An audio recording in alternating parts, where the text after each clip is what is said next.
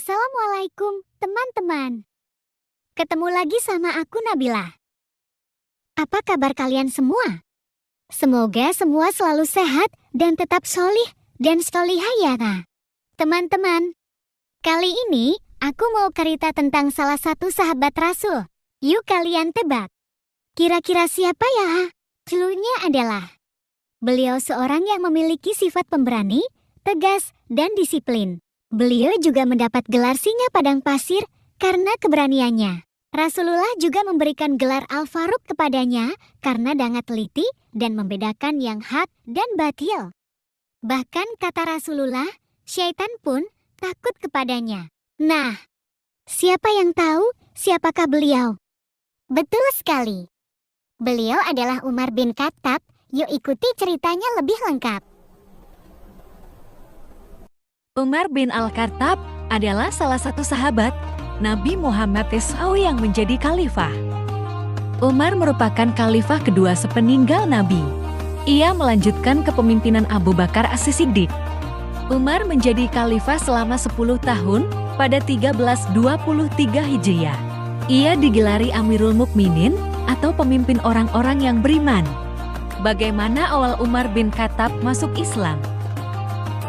Umar bin Khattab dikenal sebagai sosok yang keras, pemberani, dan ditakuti di kalangan kaum Quraisy. Sebelum memeluk Islam, ia bahkan merupakan penentang Nabi Muhammad SAW dan membenci serta menentang ajaran Rasulullah. Saat Rasulullah SAW mengumumkan misi kenabiannya, Umar saat itu tengah berusia 27 tahun.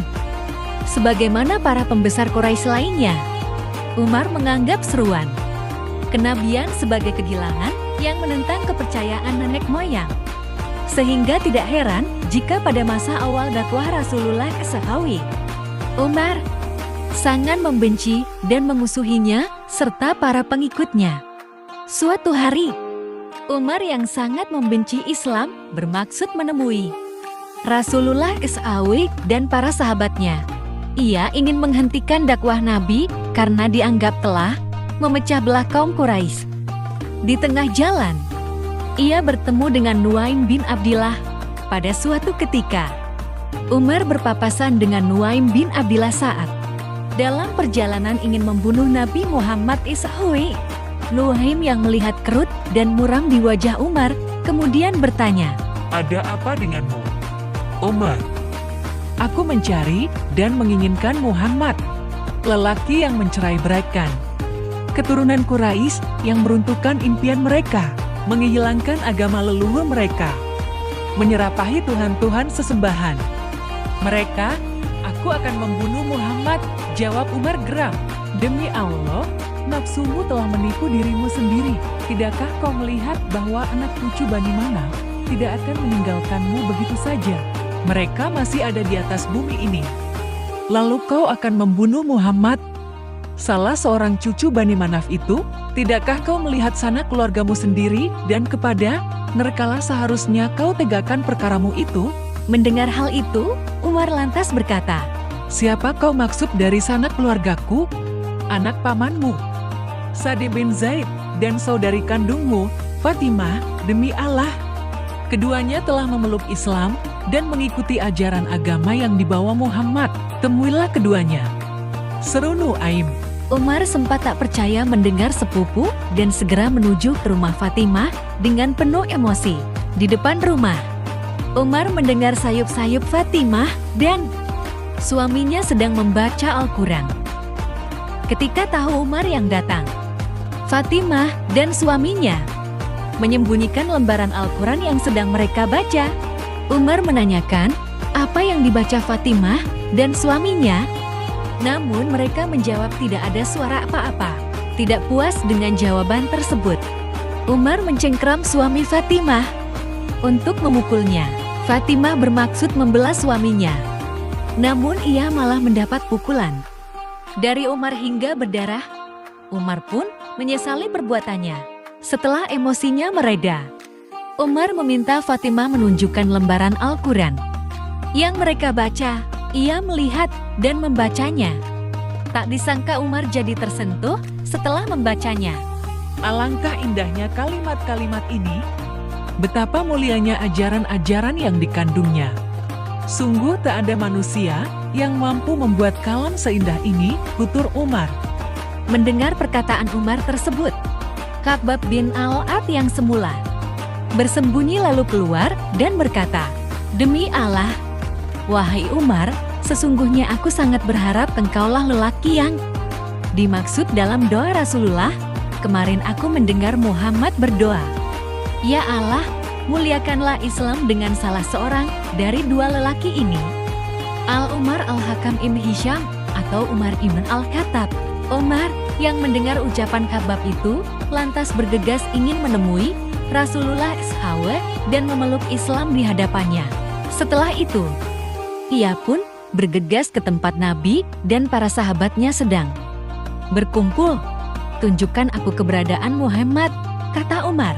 Kali ini, Umar tak ingin membunuh Nabi Muhammad, melainkan hendak masuk Islam. Umar menuju Darul Arkam, tempat Nabi Muhammad berkumpul dengan para sahabat. Saat Umar datang, para sahabat panik dan takut Umar bakal menyerang.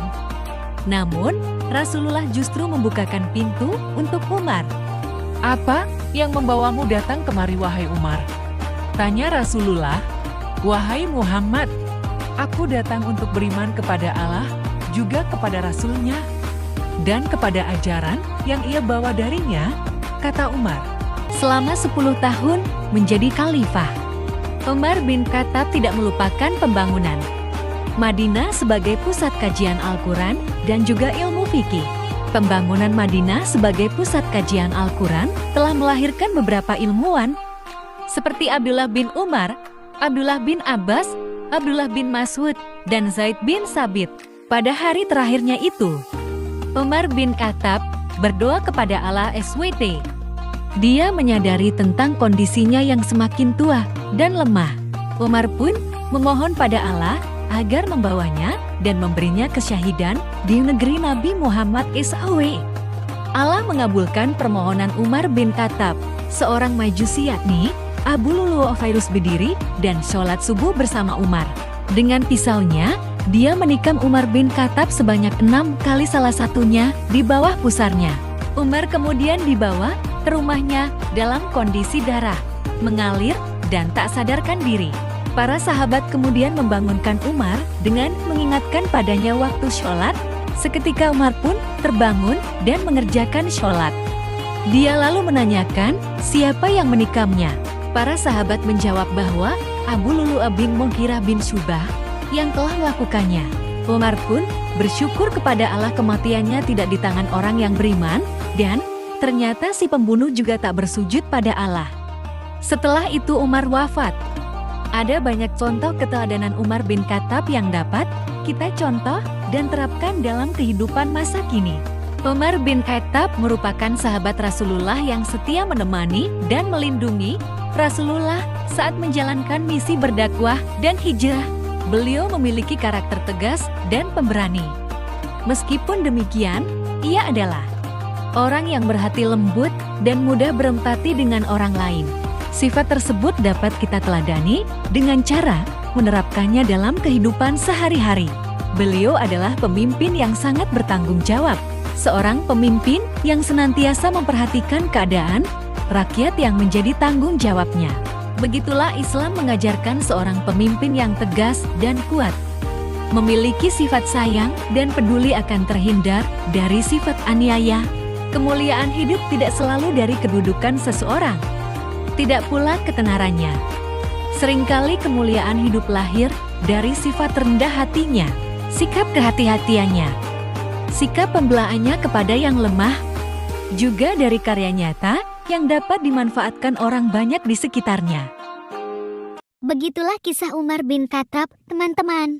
Semoga kita bisa mengambil hikmahnya. Terima kasih sudah menonton sampai akhir. Jangan lupa like, subscribe, dan share ke teman-teman kalian semua ya. Sampai jumpa di video berikutnya. Wassalamualaikum teman-teman.